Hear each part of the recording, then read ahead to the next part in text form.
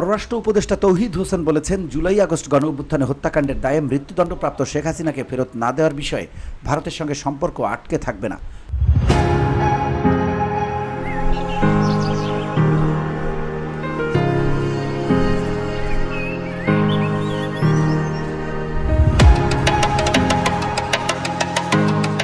রোববার জাতীয় প্রেসক্লাবে ডিকাব আলাপনে সাংবাদিকদের এক প্রশ্নের জবাবে তিনি একথা বলেন।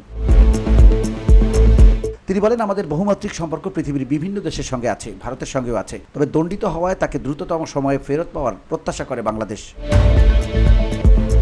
দুই দেশের সম্পর্ক বিষয়ে পররাষ্ট্র উপদেষ্টা বলেন, তিস্তার পানি হোক আর সীমান্ত হত্যা হোক, এগুলো পাশাপাশি থাকবে শেখ হাসিনাকে ফেরত দেওয়ার সঙ্গে। একটা তো আরেকটার উপর নির্ভরশীল নয়, কাজেই স্বার্থগুলো থেকেই যাবে।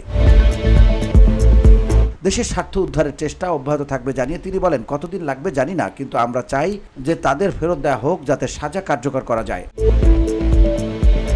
সাবেক স্বরাষ্ট্রমন্ত্রীর প্রত্যর্পণের বিষয়ে তিনি বলেন, দণ্ডপ্রাপ্ত সাবেক স্বরাষ্ট্রমন্ত্রীকে ফেরত আনার তথ্য নেই। তিনি ভারতে আছেন সেটা জানলেও অফিসিয়াল কোনো তথ্য জানায়নি দিল্লি। তাকে ফেরত দেওয়ার বিষয়ে আনুষ্ঠানিক কোনো আলোচনা হয়নি। সীমান্ত বিষয়ে তৌহিদ হোসেন বলেন, বাংলাদেশ ভারত সীমান্ত হত্যা পৃথিবীর একমাত্র সীমান্ত হত্যা যেখানে যুদ্ধাবস্থা নেই, কিন্তু সীমান্ত হত্যা হচ্ছে। ঢাকা নিন্দা জানিয়ে আসছে। ভারতের সঙ্গে উষ্ণ সম্পর্ক ছিল এমন কথা না মেনে পররাষ্ট্র উপদেষ্টা বলেন, ভারতের সঙ্গে বাংলাদেশের উষ্ণ সম্পর্ক দুটি সরকারের মধ্যে ছিল। এই সম্পর্ক দিয়ে বর্ডার কিলিং, নদীর পানির হিস্সা কোনো কিছুরই সমাধান বিগত সরকার করতে পারেনি। দেশের মানুষের সঙ্গে ভারতের সম্পর্ক ছিল না। বাহ্যিক এই সম্পর্ককে উষ্ণ সম্পর্ক বলতে আমি রাজি নই।